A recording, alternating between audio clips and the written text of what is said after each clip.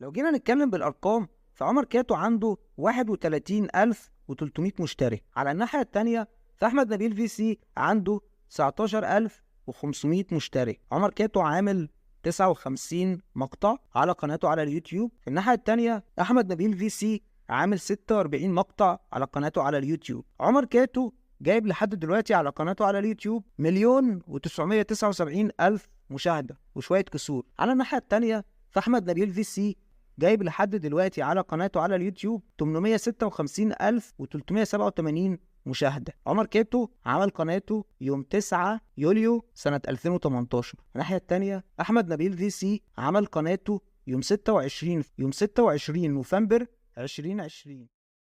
أنا استفدت إيه؟ أنا استفدت إيه؟ أنا استفدت إيه؟